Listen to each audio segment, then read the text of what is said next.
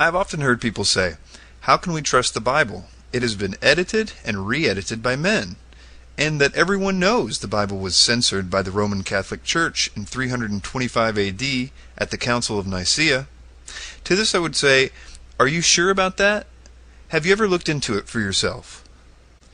The fact is that the subject of the canon never came up at the Council of Nicea, and we have all the council rulings, plus reports by several attendees to absolutely prove that the council never issued any such rulings, nor even discussed such ideas as censoring or changing the Bible in any way. The canon of the New Testament was not even on the agenda of the Council of Nicea. For the most part, this idea is the creation of Dan Brown, the author of the Da Vinci Code, and many others. It is simply not true. It seems the Council of Nicea was convened in an attempt to settle the controversy raised by Arianism. The council also addressed disciplinary decisions concerning the status and jurisdiction of the clergy in the early church, and for establishing the date on which Easter is celebrated.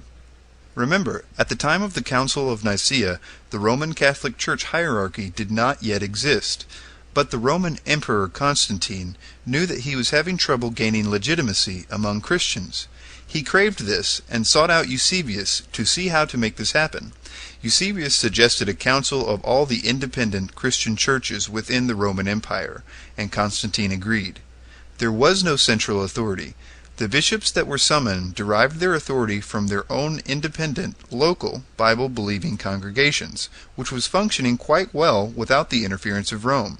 In fact, many of them still bared the scars of persecution from the Roman Empire and were rightly skeptical of such a gathering. So you may ask, when was the canon decided upon? Every New Testament book was cited as authoritative by a church father within one generation.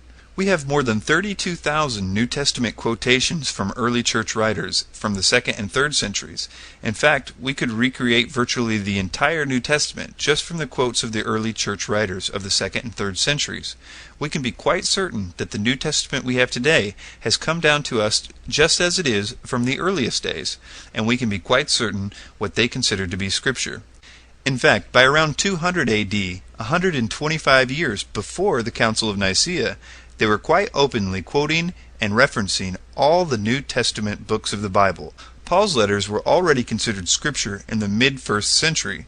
Take a look at how the Apostle Peter himself called them Scripture in his letter, 2 Peter chapter 3, verses 14 through 16. And conversely, the Apostle Paul, writing between AD 62 and AD 65, quoted Luke chapter 10, verse 7, and called it Scripture. Irenaeus, writing in about 170 AD, tells us that the fourfold gospel was already a rock-solid fact by then. The fact that the fourfold gospel is also reflected in the so-called Muratorian fragment, which was written about the same time, 170 AD, note 155 years before Nicaea, that the Muratorian fragment lists for us basically the whole New Testament canon, and it shows us once again that the fourfold gospel was an established fact by then. Justin Martyr also confirms the validity of the four gospels, writing between 150 and 155 AD. The sheer number of quotations by the early church fathers of these canonical New Testament writings clearly shows that the early church had decided long before the Council of Nicea which books they considered to be inspired. So what about the Gnostic Gospels, such as the Gospel of Thomas? Dan Brown of the Da Vinci Code says the only reason they weren't put in the Bible is because the Catholic Church didn't like what they had to say. Is that true? The answer is no. A large number of spurious documents emerged during the centuries following the ministries of the apostles and were universally rejected by the early church. Copies of a group of these were found at Nag Hammadi in Egypt, dating from the 3rd and 4th centuries. And these are uncritically accepted by Dan Brown as accurate. These include the Gospel of Thomas, the Gospel of Philip, the Gospel of Mary, the Gospel of Truth, and about 4 dozen others. They were written under false pseudonyms, such as Thomas, and even the promoters of these documents do not claim that the disciple Thomas actually wrote it. They were all written centuries after the Gospel period, in contrast to the contemporaneous eyewitness accounts in the New Testament, and don't even claim to be actual records of events. And finally, let's look at a few points regarding the Nag Hammadi texts and the Gospel of Thomas, which appears to be the most likely of the Gnostic texts to be valid. The only firm evidence for dating the Gospel of Thomas is its earliest Greek fragments, which was written no later than about AD 200. The first reference to the Gospel of Thomas by name occurs no earlier than Hippolytus, who was writing after AD 222 and 235. The author of the Gospel of Thomas shows a decided dependence on the canonical Gospels, demonstrating a later date for its composition than they. Ironically, this fact is used as one of the sole reasons for dating the Gospel of Thomas before the canonical Gospels. They claim that the less detailed and poorly developed concepts in the Gospel of Thomas reflect an earlier date than the canonical Gospels. However, literary scholars have noted that the opposite is generally true in literary development.